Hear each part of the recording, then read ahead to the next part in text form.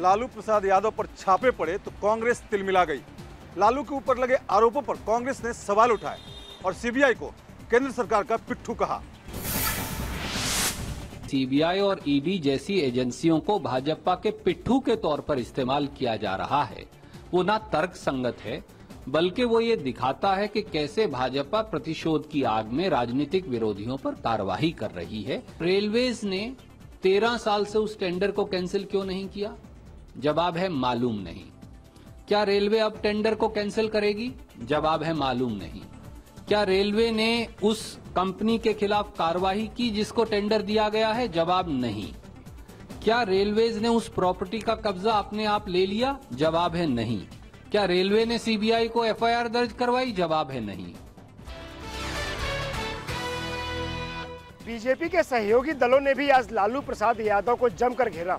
जीतन राम मांझी ने कहा, अपनी करनी का फल भुगत रहे हैं लालू प्रसाद यादव। जो जस करहि सो तस फल चाखा, तो जो जैसा करता है वैसा पाएगा। अगर गलत किए होंगे तो उसका नतीजा गलत होगा। डॉक्यूमेंट्री प्रूफ है, इतना का था, इतना में शेयर खरीदा, इतना में ये हुआ, यहाँ का होटल बेचा गया, यहाँ का ये किया गया, तो सारा का सारा डॉक्यूमेंट्री चीज है।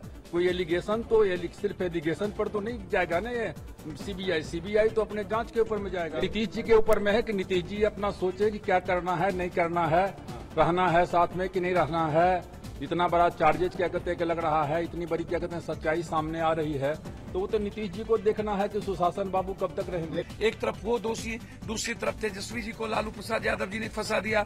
तो आप जनता के ही दोषी नहीं है लालू यादव जी, आप परिवार के भी गुनाहगार हो गए।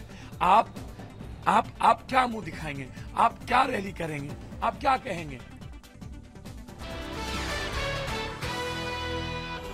आतंकी बुरहान वानी को लेकर कांग्रेस के नेता सैफुद्दीन सोच का विवादित बयान। कहा, सत्ता में होते तो बुरहान को जिंदा रखते।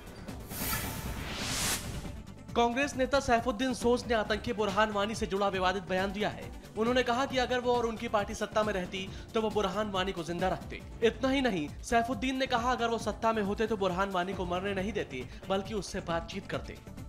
मेरे बस में होता, मैं कहता कि बुरहान वानी को जिंदा रहना चाहिए, ताकि मैं डायलॉग करता उनके साथ और मैं समझाता उनको कि कश्मीर, हिंदुस्तान और पाकिस्तान की दोस्ती का एक बड़ा अच्छा मजबूत पुल बन सकता है। कि जिसके हाथ में गन है, जो गन लेके आता है तो उसको उसी भाषा में जो है जवाब मिलेगा।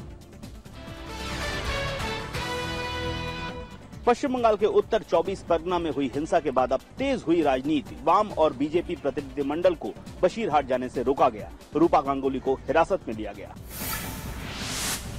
रूपा गांगुली के साथ जैसे ही बीजेपी का डेलीगेशन एयरपोर्ट से थोड़ा आगे बढ़ा, मध्यम ग्राम पर ही रोक दिया गया। पुलिस की दलील थी कि पूरे इलाके में धारा 144 लगी है।